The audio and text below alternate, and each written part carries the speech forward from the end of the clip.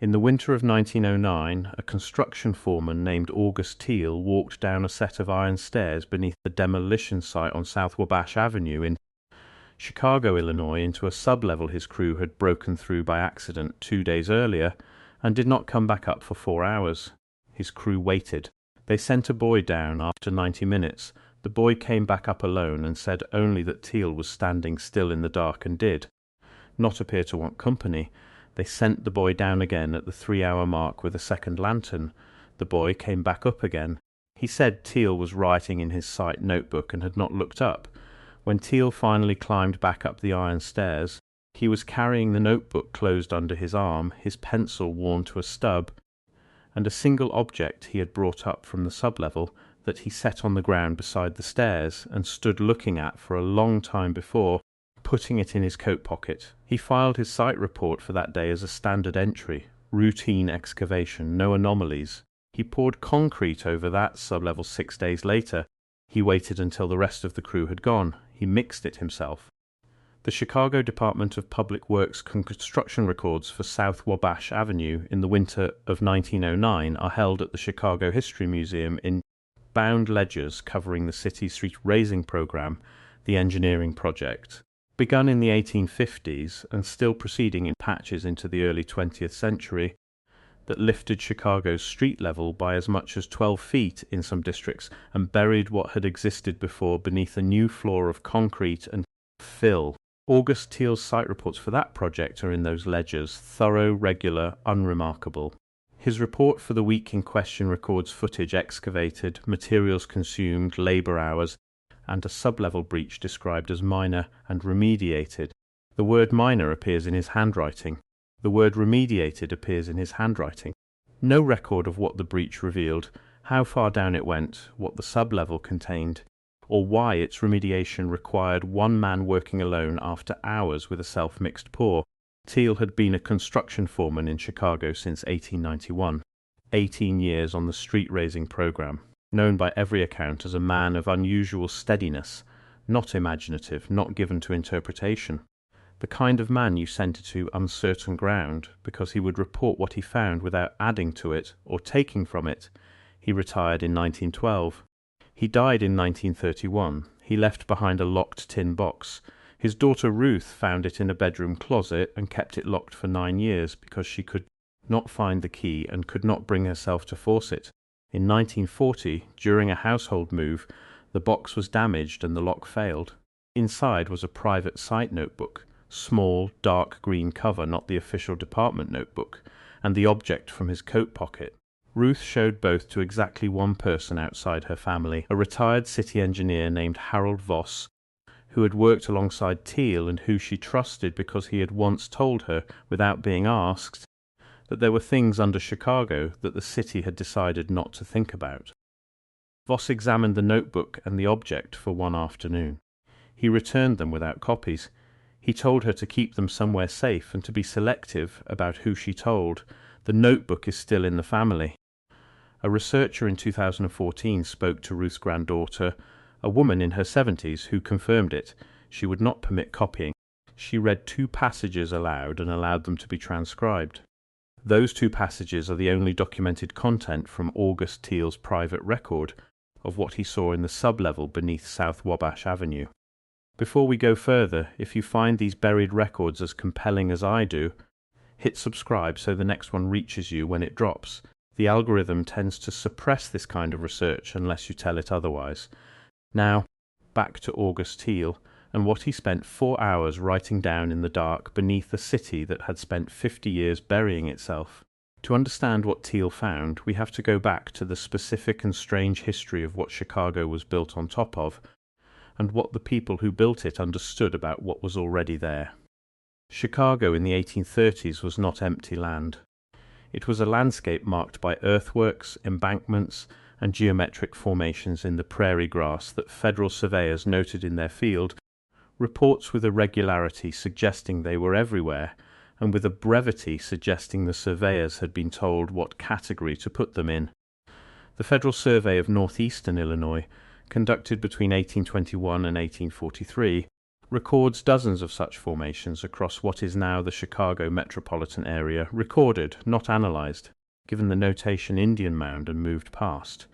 A surveyor named James Thompson, who laid out the original Chicago street grid in 1830, wrote in a letter to a colleague that the existing formations had presented him with an unexpected complication, that several were aligned with a geometric consistency that forced him to decide consciously whether to orient his new grid to them or across them.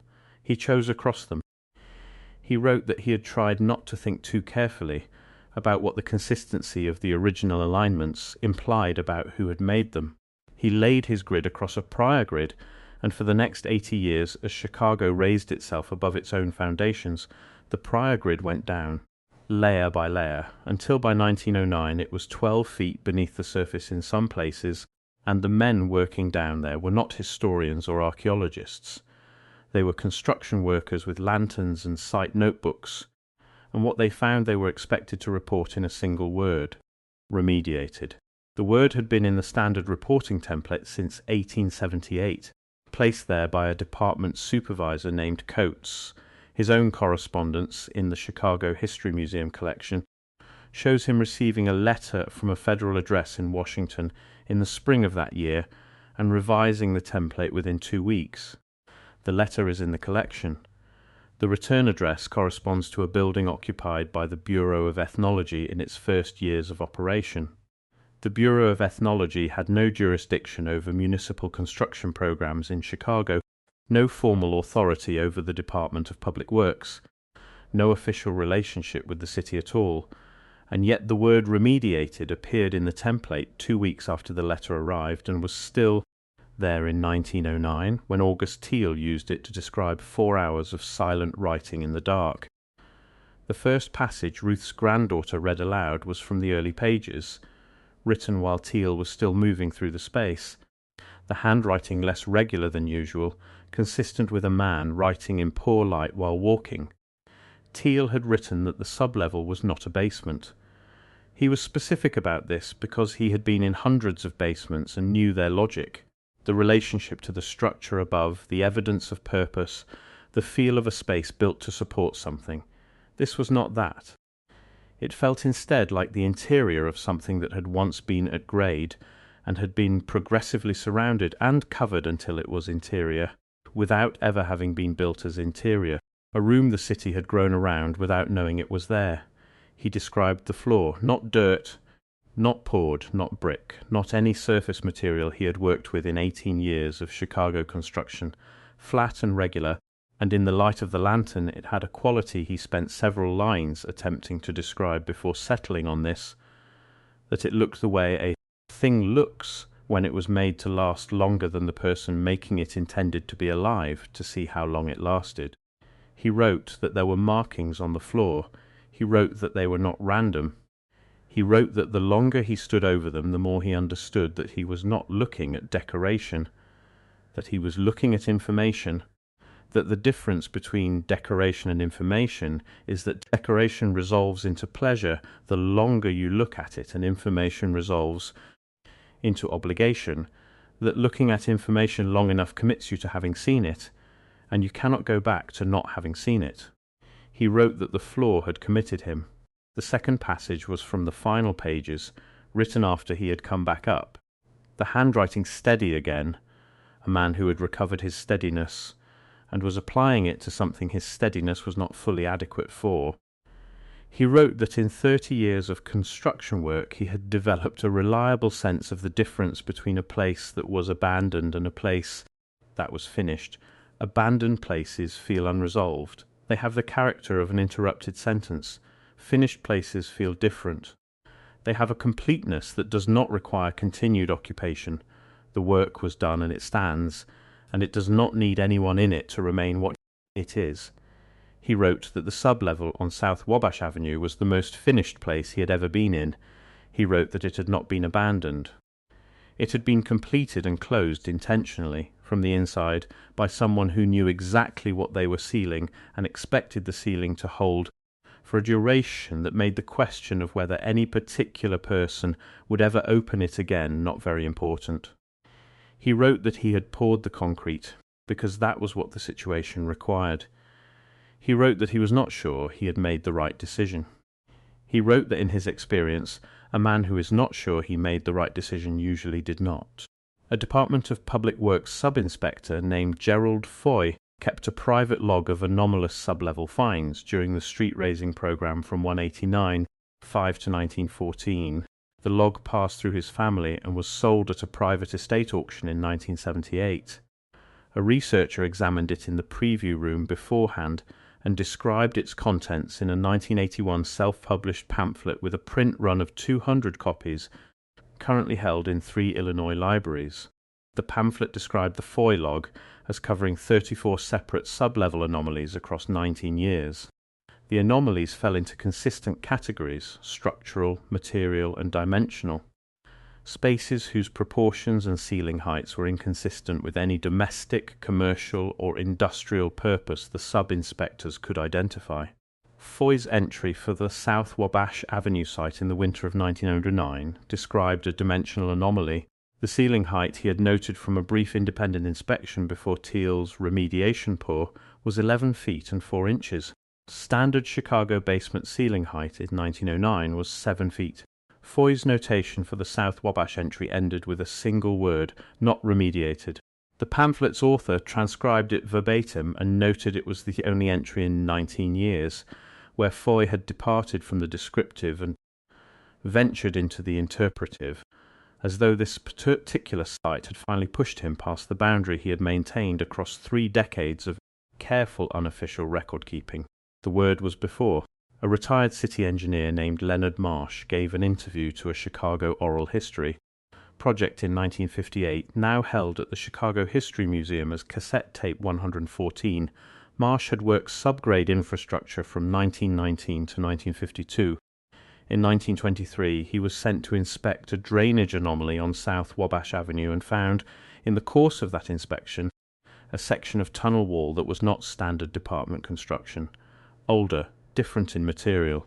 The tolerances too consistent for handwork, but showing no tool marks consistent with any machine process he knew, and the material itself, when he pressed his palm against it, was neither warm nor cold in the way that masonry is always one or the other. It was, he said, simply present, as though temperature was not a property it participated in. He noted it in his report. 3 days later his supervisor called him in and told him to refile it, describing the section as standard legacy brickwork in good condition. Marsh asked why. His supervisor said there was a category of subgrade material in Chicago that had been in the system since before anyone currently working had started, and that the department's position on that material had been established before anyone currently working had started, and that the position was that it was standard legacy brickwork in good condition. Marsh took that position for the remainder of his career.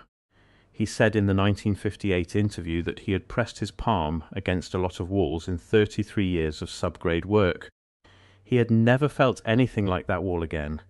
He said he had sometimes wondered whether that was because there was only one section of it, or because he had learned, without being taught explicitly, not to press his palm against walls in ways that might require him to describe what he felt.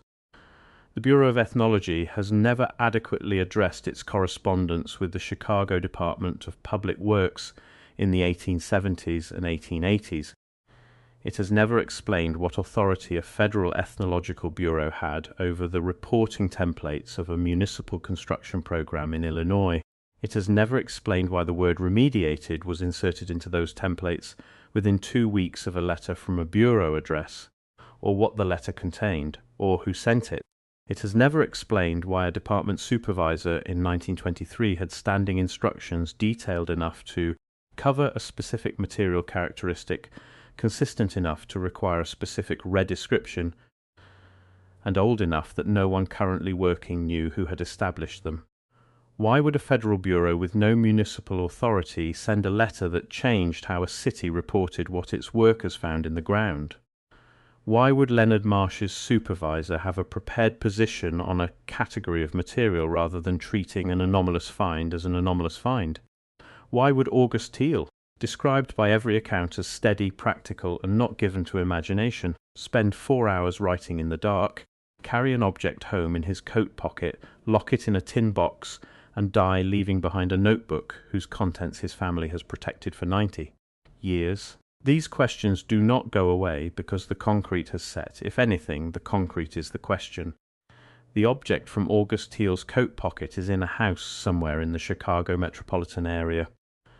The woman who has it will not describe it beyond saying that it is not obviously remarkable to look at, and that it makes you feel, once you have read the notebook, that you are failing to understand something important about a very simple thing. The floor of the sublevel is 12 feet below South Wabash Avenue, under the concrete Teal poured alone in the winter of 1909 and under 90. Years of utility upgrades on top of that. The markings are still there, still carrying whatever obligation they were made to carry. The official record tells us that what is beneath Chicago is infrastructure, pipes, tunnels, cables, the fully mapped and fully understood underside of a modern city. What the locked tin box, the 19-year unofficial log, the wall that was neither warm nor cold, and the career-long instruction not to describe things accurately all tell us is that the official record of what lies beneath Chicago is not a map of what is there, it is a decision about what to call it.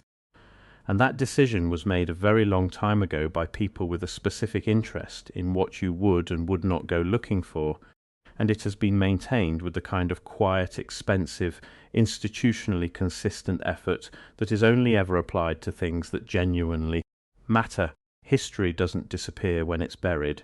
It disappears when no one looks for it. Subscribe and share this with someone who needs to hear it. Next week, I'm pulling the thread from South Wabash Avenue directly to the 1893 World's Columbian Exposition, built 1 mile south, on land the city's own survey records show had been flagged for subgrade anomalies 18 months. Before construction began and cleared for building 2 weeks after a federal inspector filed a report that has never been made public. One fare, one inspector, one clearance that should not have been given. You won't want to miss it.